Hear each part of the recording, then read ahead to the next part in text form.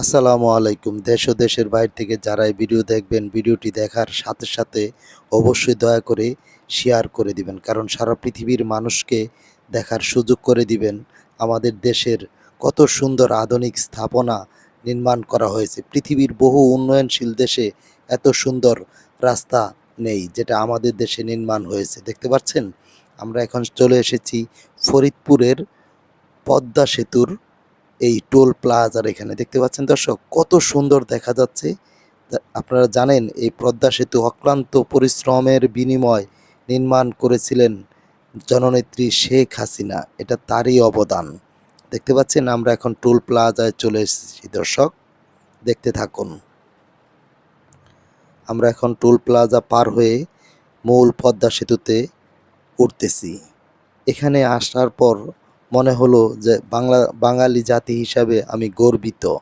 দেখতে পাচ্ছেন, একেবারে তেলের মতো চকচকা ঝকঝকা আমাদের দেশের এই পদ্মা সেতু।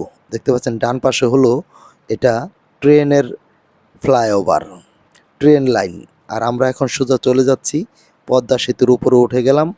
দেখতে পাচ্ছেন দর্শক, কত সুন্দর এই দীর্ঘ মেয়াদি এই পদ্মা সেতুতে সেতু হবে, এটা কেউ ভাবতেও পারেনি। আমাদের দেশে ইতিপূর্বে বহু সরকার প্রধান এসেছে, কিন্তু এই পদ্মা সেতু নিয়ে কাজ করবে কিংবা নির্মাণ করবে এরকম কথা কেউ চিন্তাও করতে পারেনি। কিন্তু আধুনিক স্মার্ট বাংলাদেশ গড়ার রূপকার সফল রাষ্ট্রনায়ক মাননীয় প্রধানমন্ত্রী জননেত্রী শেখ হাসিনার অক্লান্ত পরিশ্রম, মেধা, চ্যালেঞ্জের বিনিময় বিনির্মাণ করেছিলেন তিনি এই আধুনিক এই পদ্মা সেতু। নিচে দিয়ে চলতেছে ট্রেন, আর উপরে হলো চলতেছে গাড়ি। বরিশাল যেতে হলে আগে এই ফেরি পারাপার হতে 4 থেকে 5 ঘন্টা 6 ঘন্টা সময় লেগে যেত। এই ফেরি দিয়ে পারাপার হতে গিয়ে এই ফেরিতে প্রচণ্ড মা বোন এখানে প্রেগনেন্ট অবস্থা থাকা অবস্থায় মৃত্যুবরণ করেছেন। এখন এই পদ্মা সেতু পার হয়ে যাচ্ছি 6 থেকে 7 মিনিটের মধ্যে। দেখতে পাচ্ছেন সেতুর উপর দিয়ে কত সুন্দর বিলাসবহুল এই গাড়িগুলো ছোটে চলছে।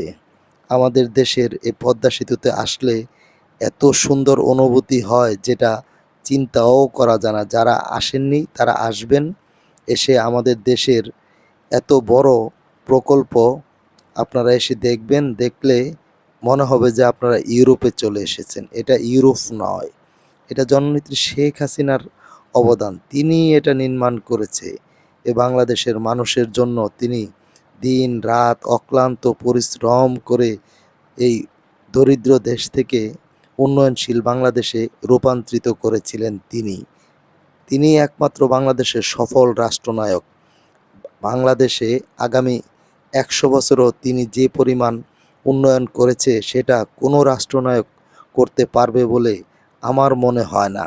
বর্তমানে যে জামাত জোট সরকার রাষ্ট্রীয় ক্ষমতায় আছে, তারা এরকম পদ্মা সেতুর মতো আরেকটি সেতু করে দেখাক, তাহলে আমরা তাদেরকে নিয়েও ভালো কিছু বলবো। কিন্তু তারা করতে পারবে বলে আমার কাছে মনে হয় না, দেশের বহু কোটি কোটি মানুষের কাছেও মনে হয় না। কারণ হলো, তারা রাষ্ট্রীয় ক্ষমতায় আসে শুধু রাষ্ট্রের সম্পদ লুট করে নেওয়ার জন্য। রাষ্ট্রের কোনো উন্নয়ন করবে বলে তারা কমিটমেন্ট দিয়ে ক্ষমতায় ঠিকই আসে, কিন্তু তারা রাষ্ট্রের কোনো পরিবর্তন এবং উন্নয়ন তারা করতে জানে না, ও ভবিষ্যতেও তারা করবে বলে মনে হয় না। তারা তো 4 মাসের বেশি ক্ষমতায় চলে আসলো জামাত বিএনপি জোট সরকার। তারা তো জোটই, জোট ছাড়া তাদেরকে আর কিছু বলার প্রয়োজন আছে বলে আমি মনে করি না। দর্শক, আপনারা পৃথিবীর যেখান থেকেই এই ভিডিওটি দেখবেন, আপনাদেরকে বারবার রিকোয়েস্ট করতেছি এজন্য যে আমাদের দেশের এই পদ্মা সেতু অনেক স্রোতলা নদী। এখানে সেতু নির্মাণ করার মতো পরিবেশ ছিল না। এখানে পানির প্রচণ্ড স্রোত। এই স্রোত দিয়ে, এত স্রোতের নদী পৃথিবীর আর কোনো দেশেই নেই।